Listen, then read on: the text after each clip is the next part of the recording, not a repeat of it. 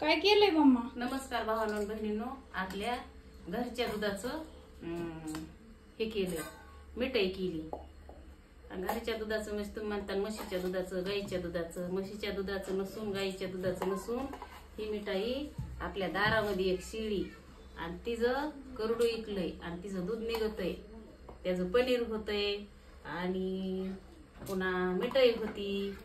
आणि ते दूध गाईच्या आणि म्हशीच्या दुधापेक्षा भारी असते, वनस्पती असते, ओरिजिनल असते. ते दूध लय चांगलं असते. पहिलं जन्मलेल्या बाळाला जन्मलं की शेळीच्या दुधाचा गोळा द्यायची. आता ते कुणाला भेटत नाही. शेळीच्या दुधा इतकं दूध कशाच चांगलं नसतं. त्याची आपण मिठाई बनवली आपल्या लेकरांसाठी. दादू, नुनू, शिव लय भारी लागत शेळीच्या दुधाची मिठाई. कोणी कोणी खाल्ली ती कमेंट करून सांगा.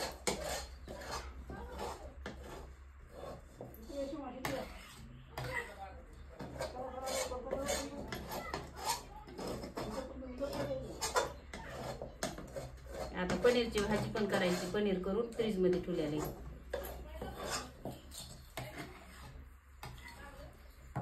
शेळीच्या दुधाचं पनीर आणि मिठाई कुणालाच कुठं भेटणार नाही. 1 लिटर दूध देते ती शेळी रोजचं. चहा तर लय भारी होतो. शेळी किती वनस्पती खाते इळाच्या. शेळीच्या दुधाने काही दुखणं येत नाही, रोग होत नाही, काही नाही. ते तसलं असतंय, तसलं नॅचरल. आता हे आपण फ्रीज मध्ये ठेवू. थोडी गार झाली ना खाऊ. आता आपली मोटर चालू व्हायला लागली, पाणी भरायचंय. चला बोरला पाणी आलंय आमच्या लई.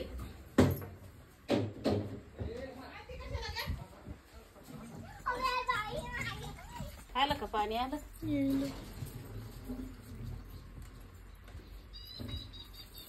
शोभा काय करतो? इकडे आणलं होय तुमचा खेळ? मग आणा तिकडला उचलून इकडं. इथं मांडाव, इथं सावलीला.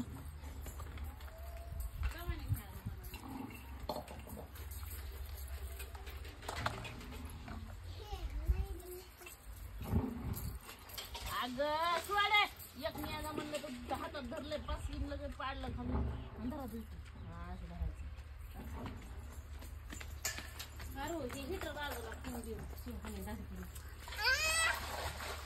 अडकून पाणी तापत आहे वरी.